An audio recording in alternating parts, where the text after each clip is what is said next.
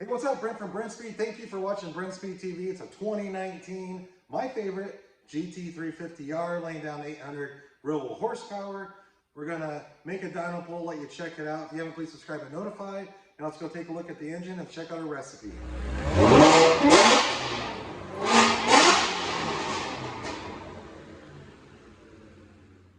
Okay, so a lot of you ask me, what's it take to make 800 real horsepower in a GT350? Well, hey, you also might only want to make 700. Don't forget, stick around to the end. I will put a link to all my other GT350 videos, where they're supercharged or naturally aspirated, because maybe you don't want 800, maybe you don't want 700, maybe you want 500. But stick around and watch those at the end. But here's what we have going on today.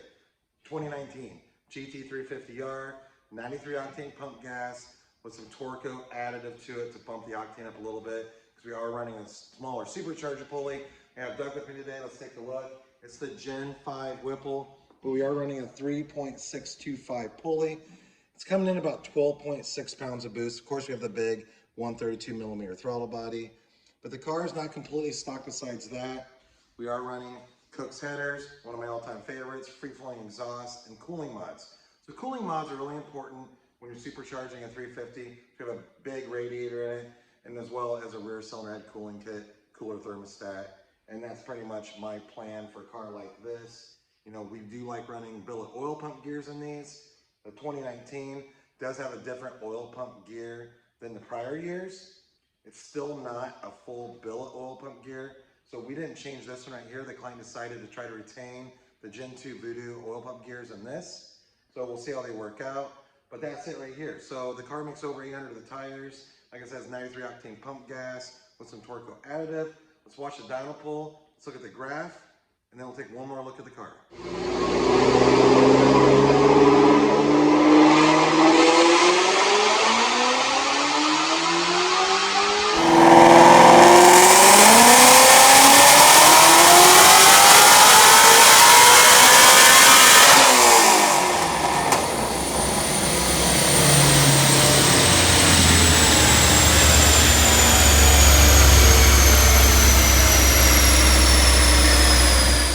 Check out these numbers.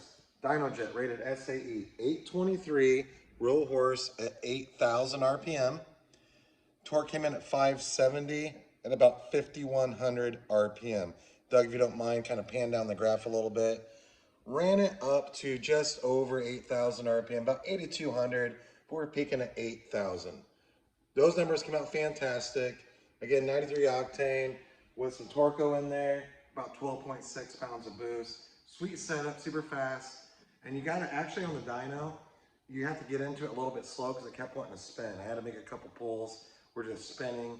And here we are, look at it. It's a GT350R. Love the color, red. It's actually George's favorite color.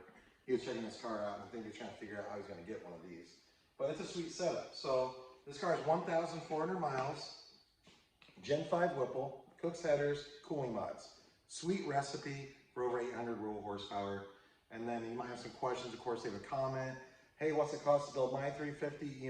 Quote at Brenspeed.com. That description I have will be filled with links to all these parts. You can shop our website, Brenspeed.com. I say that all the time. That's where everything's at. So again, leave a comment if you have any questions. Doug, let's take one more look at this engine right here, if you don't mind. It's the new Gen 5. So a lot of you had questions when the Gen 5 was coming out.